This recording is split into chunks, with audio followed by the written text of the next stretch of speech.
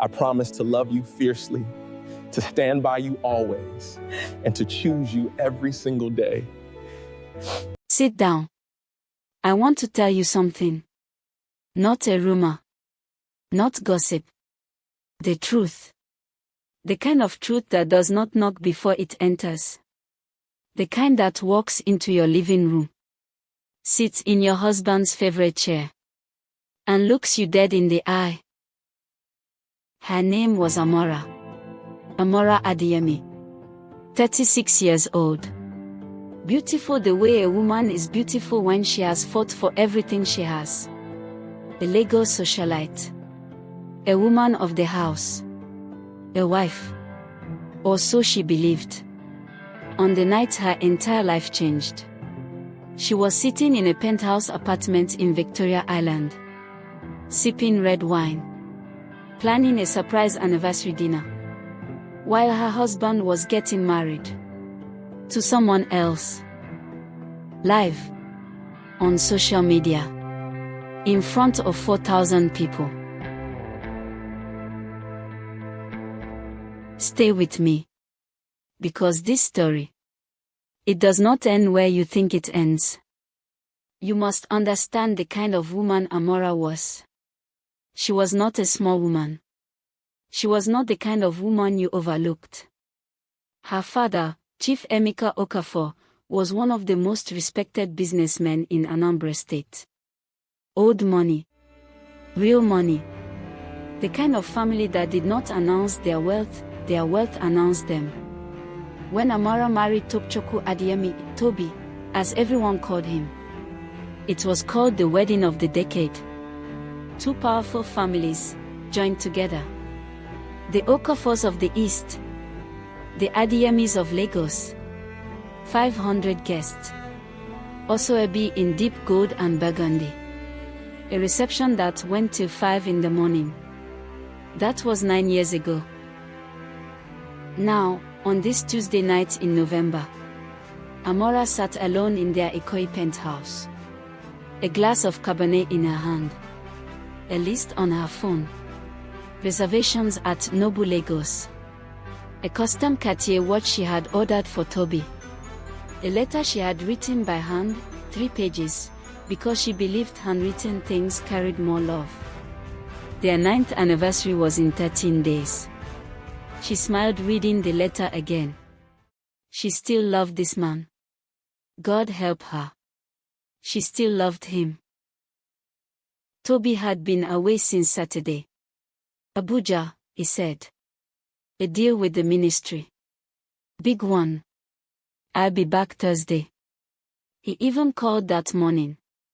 Oma, how are you? Did you eat? Don't forget your medication. That voice. That careful, warm, deliberate voice.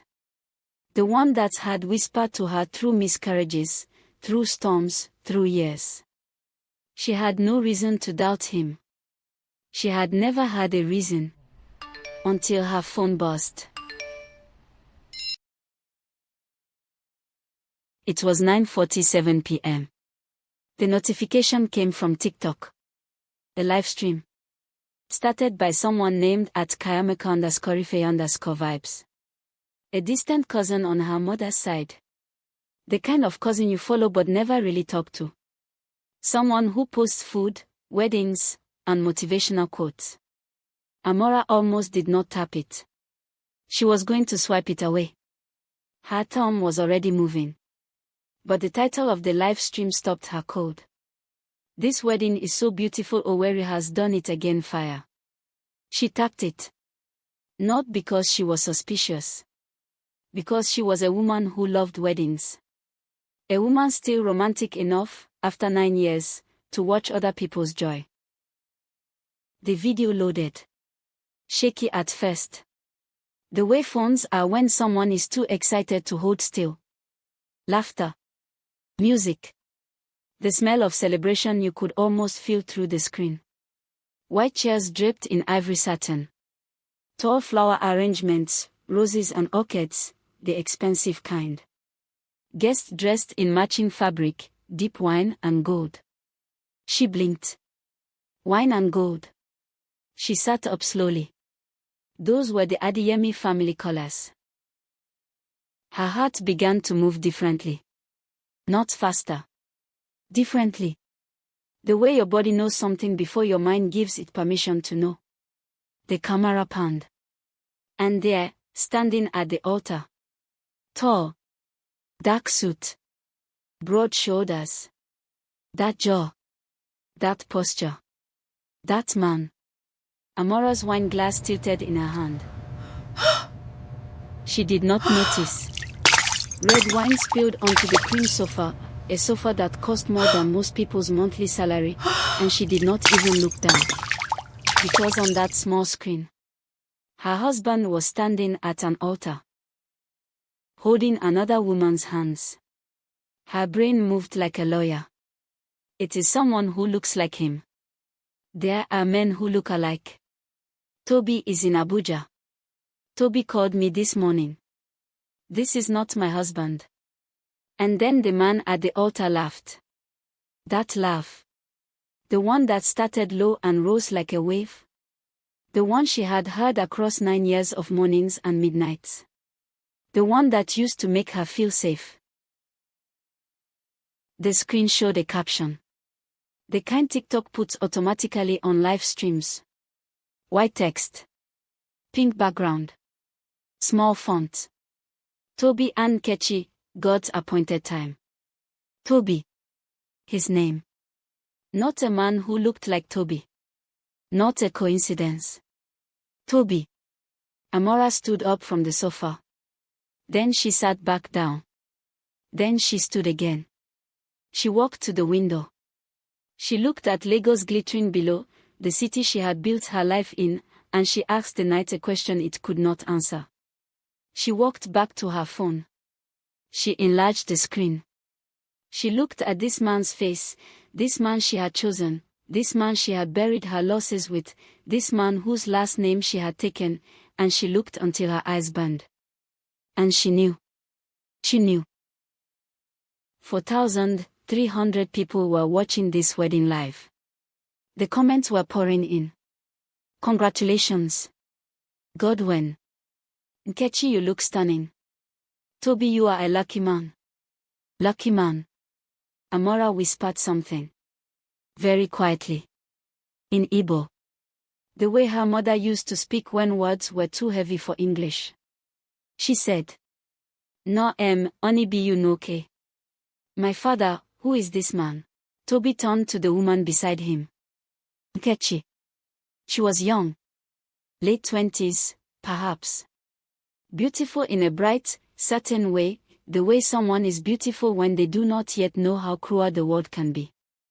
Her dress was white lace, fitted at the waist, cathedral train.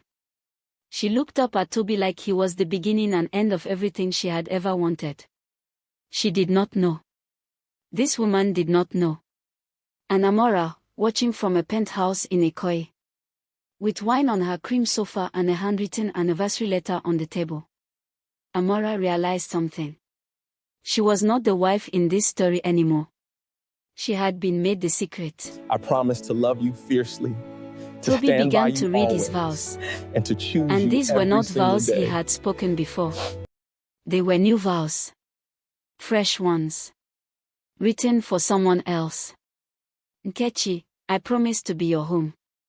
Amora's hands had stopped shaking. And that was the most dangerous sign of all.